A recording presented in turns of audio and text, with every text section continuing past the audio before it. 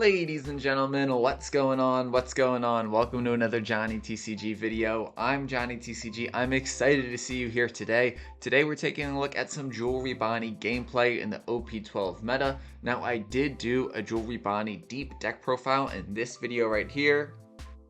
Boom. Check it out if you haven't checked it out yet. If you're a Bonney player, you're definitely going to want to see that. If you're not a Bonney player, you're still going to probably want to see that so you can get in the mind of a Bonney player. Now, I have made some updates to that deck list, and I feel like the deck is even better than it was in that video. What changes I made from that video is I've added another Eustace Captain Kidd. I really just like Eustace Captain Kidd in the meta. He's not perfect, but he is still very important in certain matchups.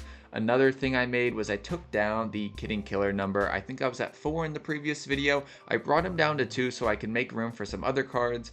I went back to the Rouge from OP07, the 4-cost 5,000 power blocker that allows you to restand a Don at the end of your turn. I do think there's value in him. The reason I was initially skeptical is because he is pretty easily removed, but between playing down the 8-cost Mihawk and then restanding for Don, and then also just early in the game on 4 Don, I think he's a solid play. I have him back in the deck and I do enjoy him very much. Of course, like any other Bonney list, I'm constantly changing up the top end ratios right now. 2 Kids, 3 Mihawks, 2 Shanks, 10 Dofis. That could certainly be changed. Maybe cut down one of the 0-cost counter events and go back up a Dracula Mihawk. Or maybe another Carrot because I only run 3 and most people I feel like run 4. I'm running 3 though. I went down to 2 Bonnies.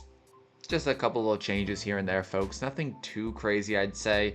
Let me know what you think about these changes in the comments down below. I would love to hear your feedback because you guys always have great ideas, great feedbacks, and I love to hear it. Before we get into the gameplay, I do have a custom card giveaway for you. If you're new to the channel, we do a custom giveaway in just about every single video. Today, we're going to be giving away a custom Don card using art from the One Piece Color Walk series, illustrations from Oda himself. Today, we're going to be giving away Straw Hat Don, a holographic Don. It is very nice in person. All you have to do to enter this giveaway is 1, leave a like, and 2, leave a comment. It's as simple as that. Then if this video gets 15 likes in the first 24 hours, I will randomly send it to a US-based commenter completely free. That's all you have to do, folks, is 1, leave a like, and 2, leave a comment. It's as simple as that. Then if you want to support the channel, if you want to make sure you always stay up to date with new releases, hit that subscribe button down below as well. It makes me feel so good inside, and so if you want to make my day, consider hitting that subscribe button. Alright, folks, that's enough of me yapping. I know you want to see this gameplay against Starter Deck 22 Ace and Whitebeard, so editor, roll the gameplay. Our game today is going to be against the new Starter Deck 22 Ace and Whitebeard. We are going to choose to go first. I think I'd prefer to take first and prevent them from doing a 5-cost Ace on curve and then the 7-cost Odin on curve, etc, etc. We're going to start off by playing the 1-cost Jewelry Bonney Searcher. Can't search with her yet, of course, but we should be good to search with her next turn. 2 Don for them to work with here. They'll use leader ability, put a King Dew at the top of their deck, then pass it back to us. 3 Don, we're going to start off with a Jewelry Bonney Search. The only card we can actually take is the 5-cost X-Drake. We will happily take that though with 2Ks, never a bad sign. Of course, I would love to find the 5-cost Cavendish, but alas, not yet. We're going to swing 6,000 now with our leader into their life. They're going to take that and we will pass it back to them. They're going to start right away by swinging 5,000 into our life. We are just going to take this, get the Kidding Killer Searcher. If they don't have the Atmos to bounce back our Jewelry Bonney to our hand, we're going to be able to search with her again next turn, which will be nice. This will give us a better shot at finding our Cavendish. For 1 Don, they're going to play the Ezo Searcher. They're going to be able to look at the top 5 cards of their deck. 3 Don after this, which means they can't play down the 4-cost Atmos, which is good news for us. This Jewelry Bonney is going to survive unless they have a different event or some other small character that can get rid of a 1-cost body, but I don't think any Starter Deck 22s run anything like that. They will find the Atmos off of the Ezo Search. I'm sure they probably would have loved to play that if they had it. Then 3 Don, they're not going to do anything. They're just going to pass it back to us. We're going to start off with a Jewelry Bonney Search. This time we will find a Cavendish. Unfortunately, we don't have any Don remaining to play out the Cavendish, so we'll play out the Kidding Killer for 2 Don, do another search. I could take another Cavendish in case something happens to my first Cavendish. I could also take a 2K counter X-Drake, which would be good as well. I'm going to go with the X-Drake here just because I'm going to want counter to protect my 8-cost Eustace Captain Kidd that I do plan on playing out eventually, but taking another Cavendish also would not have been a bad idea at all. Maybe in hindsight, since I already have a lot of 2K counters, I should have went with the Cavendish just because if I play down the Cavendish and they bounce it back, with a Jozu, for example, that will be a real big bummer. Passing it to them, they are going to be on their 6th Don turn. They could play Jozu here, but they won't get a ton of value from it. Bouncing back a Searcher to my hand isn't really anything too special. They're going to start by swinging 5,000 into our leader. I think what I do next is a little bit of a misplay, but I can explain my rationale. They're going to swing 5,000 into our leader, and instead, in hindsight, what I think I should have done was use Kid and Killer to set a Don as active, then rest their Ezo.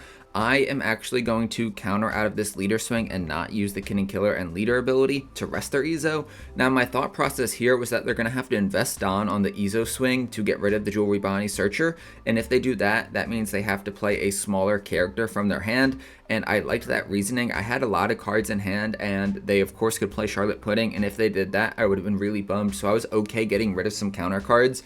So in hindsight, I don't maybe know if that was the ideal play, but I also don't think it was a terrible play, like not a complete blunder. Let me know what you thought about that play in the comments down below. We are going to do a Jewelry Bonney search, of course, then we're going to swing 2,000 with Kid and Killer into their Ezo. It doesn't really matter because they can use Ezo's ability before it technically is KO'd, but just good to get it off the board anyway and force them to use it. Now we're going to swing 5,000 into their leader with our Jewelry Bonney leader. Don't want to play Cavendish down before we swing because I do not want any random triggers to get rid of it potentially. We're going to play down the Cavendish, and I'm thinking here we either play the Capone Beige or we go with the 3-cost Tashigi. The 3-cost Tashigi would help us protect the Cavendish from being bounced from the board, but I'm going to go with the Capone Beige and do a little bit of a card cycle. We draw a 2k counter, 3-cost Tashigi. We're going to get rid of that 0-cost event. We have a ton of counter in our hand right now, but in hindsight, again, maybe I should have went with that 3-cost Tashigi just to prevent our Cavendish from being removed from the board. We'll see though. We'll see what they have. 7 Don for them, or 8 Don for them. They probably want to go with like a 7-cost Odin. We'll see. Or maybe they go wider. They're going to start off with a 1-cost Ezo search. Off the Ezo search, they're going to find the 6-cost Jozu. Then they're going to swing 6,000 with their 4-cost Marco into our Jewelry Bonney Searcher. Here, I'm definitely going to let the Jewelry Bonney Searcher go. It was tempting to potentially block with the Beige, but I think I'd rather keep that Beige up to keep on the field when I have my 8-cost Eustace Captain Kidd on the field. So we're going to let that Jewelry Bonney go. We did get plenty of value from it. Maybe I could have kept it on the board, but we'll let it go. No big deal, really. They will have that 6-cost Jozu and will bounce back our Cavendish. I definitely regret now not playing down that 3-cost Tashigi with the Cavendish. And then they'll pass it back to us. 1 Don left up. We're going to start right away debating on whether or not to establish the 8-cost Mihawk or the 8-cost Eustace Captain Kidd here. I'm going to start with a 5,000 power swing into their leader with our leader. Off the 8-cost Dracula Mihawk, I will be able to play a Cavendish too, which is pretty great, but I decided to go with the Eustace Captain Kidd first.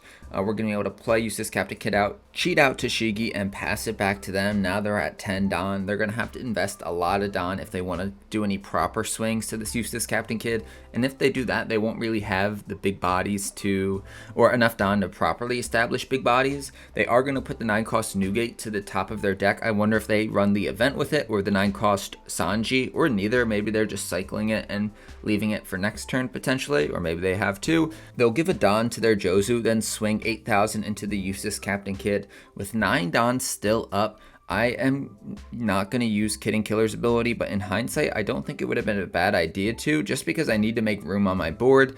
Instead, I'm going to counter this 8,000 power swing. The question is, do I want to give them the exact amount of counter, or do I want to go over? I give them the Cavendish because at this point in the game, I don't think I'm necessarily going to need it. Again, that's a questionable play. I think in hindsight, I should have given them maybe a 1-cost Scratch Manitou or a 3-cost Tashigi. And also use that Kid and Killer ability to rest their leader or their Marco. They will have the 9-cost Sanji and a 9-cost Newgate, and this makes things a little bit awkward, folks. I could play down the 10-cost Dofi, but I really wish I had that Cavendish on the board. I definitely regret countering with it. I'm going to start out by swinging 9,000 with our 8-cost Kidd into their Jozu. They'll 2k counter out of that and then 2k again. Giving us 2 2ks is very interesting for sure. Then we're going to play down the 8-cost Dracula Mihawk. I'm thinking here maybe we just throw a bunch of Don on our leader and then swing into that Jozu, trying to clear their board as best as possible. Not really too worried about pressuring their life just because they have so many cards in hand. We definitely have to shrink their hand size, and the only way to do that really is to swing into their board. 9,000 with our leader into the Jozu. I imagine they'll counter out of this too. Maybe they don't though. They do have a couple of other big bodies, so they might not feel pressured to keep this Jozu alive. I certainly would though if they do have the counter for it, and they do. They'll get rid of 2 more 2Ks, which is pretty crazy. I'll pass it back to them. They have 10 Don to work with, and it's going to be really interesting to see how they try to deal with this Eustace Captain Kid. They're going to start out by giving 1 Don to their Sanji and swing 10,000 into it. We'll use leader ability to rest their Edward Newgate. Then we're definitely going to want to either counter or block either with the beige or with some of the counter cards from our hand. I guess I'll go counter here, getting rid of a Tashigi and a Rosinante, giving them 3k of counter. My hand size is dwindling, which is definitely a little bit scary. That is definitely not ideal. And this game is usually all comes down to card advantage and the amount of resources you have. And so they are slowly getting more resources than me, and I am slowly losing resources at too fast of a pace. Now they're going to swing 9,000 with the Jozu into our Eustace Captain Kid. I will block with the beige on that one. I could have also 2K'd counter out of that with the Tashigi, but I still might want to keep a Tashigi in my hand in case they red rock my current Tashigi. I need to have a Tashigi on the board just in case they potentially run removal. They are going to play down that 7-cost Odin and then pass it back to us. We are going to start right away swinging 5,000 into life. We might need to just ignore their board and go for life here. We're going to swing 5,000 with our leader into their life. I wouldn't be surprised if they take this just to get more resources, and they do. No trigger. Then I'm going to swing 8,000 with the Eustace Captain Kid into their life. I guess I might just be ignoring their board. I am going to probably drop this 10-cost Dofi this turn and freeze their Edward Newgate, their Sanji, and their Jozu. So that's another reason for me not to waste a swing into that Jozu, because it will be frozen anyway. They are going to counter out of that big 8,000 power swing of our Eustace Captain Kid. Then I'm debating here whether or not to swing with the 8-cost Dracula Mihawk. I decide against it though. I want to have a little bit of a wall because the Eustace Captain Kid, his effect won't be active this turn because I was unable to give him a Don, which is a bummer. I will be able to restand a Don with Kidding Killer's ability, so I will be able to rest one of their characters, but they can target my life here. They do not have to swing into the Eustace Captain Kid. Even if they do swing into the Eustace Captain Kid though, I don't have a ton of counter to keep it alive. They will be able to swing 2 times with the Kazuki Odin if they so choose, and they can make those swings really big and yeah, put me in a little bit of an awkward spot. This 10-cost Dofi though, that was an absolutely great card to find in that moment. I could really use a 9-cost Shanks or something though, something to deal with the board they are starting to curate. Maybe I could even go for game next turn, depending on if they're able to deal with my board at all. They're going to do what I suspected and swing really big into our Eustace Captain Kid. I will use the Kidding Killer ability here. Trash and the Kidding Killer, restanding Adon as active, and then resting their Marco so they can't swing for 6,000. 12,000 and 8,000, I could hypothetically counter out of this, but they would just swing right back into the Eustace Captain Kid, so I don't think it's necessarily worth it. 6 Don for them still to work with. A Gum Gum Red Rock would be devastating if they were to get rid of my 8-cost Newgate or my 10-cost Doflamingo.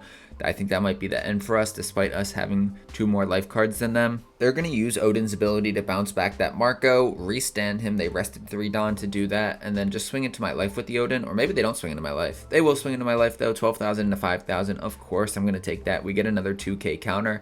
Then they've got 3 Dons still up. We'll see what they end up playing. Maybe some chump blockers, maybe a 3-cost body, maybe nothing. They could also swing really big with leader, which I don't think would be a terrible idea, depending on what their hand looks like and how much counter they have. They're going to swing 6,000 with their leader. I'm going to free block that with our Dracula Mihawk. And then 2 Dons still left up. They will play down the Vista blocker, which is a chump blocker that we will be able to get around with our Scratchman Apu 1Ks or 1-cost 2K counters. We might do that either this turn or potentially next turn if we don't need to use it for counter. Then they have another Vista, which is sheesh. We do top deck an 8-cost Eustace Captain Kid, and so I do think it makes sense to maybe play that out another turn. Play it out right now, try to slow them down a little bit, prevent them from going all in at my life. They're going to take that 5,000 power swing, which was really interesting from our leader. Now we're going to swing 10,000 with our leader into their Odin. Maybe I should have put them at 0 here or tried to, but I think they're going to block with the Vista either way, so I didn't really find it worth it. Or I didn't really think it was much of a difference whether or not I swung into a character or their life. They will block the swing into the Odin with their Vista. Now, ooh, should I swing with the Dracula Mihawk? Is this greedy, folks? I don't have like a Hody Jones or anything. If I did have a Hody Jones, it would make sense to maybe drop it here and go for game. We're not though. We're gonna swing 8,000 with our Dracula Mihawk into their life. Do they want to risk me having the Hody? I could also play down a Scratch Man, a Pooh, rest their Vista, and then throw a bunch of Dawn on the TCG.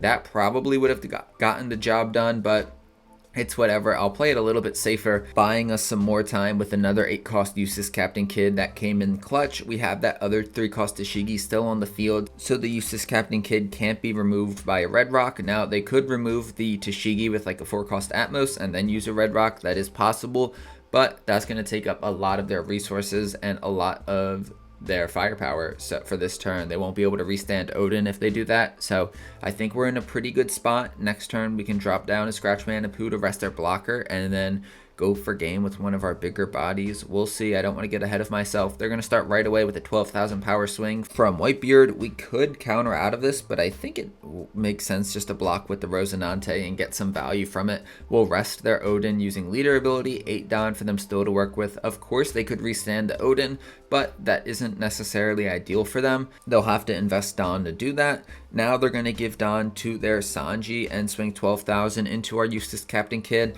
This one I am leaning towards countering out of. The Scratch Man, a Pooh, I don't really want to get rid of the Scratch Man, a Pooh counter, but I do have 2, so maybe it does make sense. Yeah, we're going to do that. We're going to get rid of 1 Scratch Man, a Pooh, a Tashigi, and then the 4-cost of Rouge 1k counter. Now, if they throw all their Dawn on their leader and swing into us, we might have to let that Useless Captain Kid go, or we will have to. If they restand their Kazuki Odin, we might also have to let him go. We'll see though. 5 Dawn left for them still to work with. They'll restand their Odin, bounce back the Vista to their hand.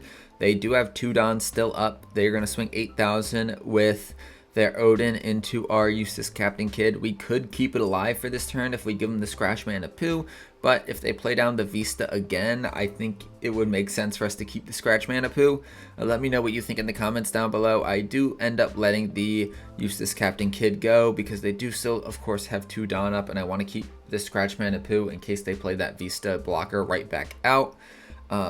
Yeah, that just feels bad. I'm not sure if there's a right answer there, or if there is, you can let me know in the comments. They will play down not 1, but 2 Vistas. That definitely catches me off guard. I only have 1 Scratch Man, a Pooh to rest it, but I think that's okay. I think we still should be able to go for game here.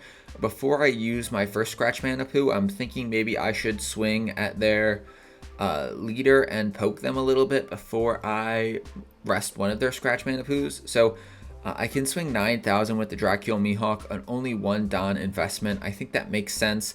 If they counter out of this, that tells me something. If they block with the Vista, that also tells me something. I think ideally they do block this with a Vista, and then I can rest their other Vista and just swing really big with our 10-cost Flamingo. We'll see though. 9,000 into 5,000. They probably want to block this because if I have a Hody Jones, I would just rest both those blockers anyway, and they will block that first one. Now I'm going to play down Scratch Man, a Pooh to rest their Vista and then swing a big 18,000 with Flamingo. They concede before I can do it though. GG's, that was a fun one. They almost came back in the end, and yeah, that was a little bit scary, folks. Ladies and gentlemen, that's the game I got for you today. What did you think about it? I definitely think there was a couple questionable plays on my part that I probably could have done better. So I got to clean those up a little bit. It was a really close match though, and I'm happy to come away with a W. Starter deck 22, Ace and Whitebeard is definitely a deck that'll catch people off guard, including myself. When they see a great curve, when they really just play it right, sometimes it can be hard to beat them, especially when they just end up with a ton of cards in hand, and yeah, that can be kind of rough. Let me know what you thought about today's match in the comments down below. I love hearing your feedback. If you made it this far in the video, you're an absolute real one. Hit that like button if you haven't already. Help me make my day, and hit that subscribe button as well. That's all I got for you, folks. I hope you have an amazing rest of your day. Peace. And don't forget to subscribe, of course.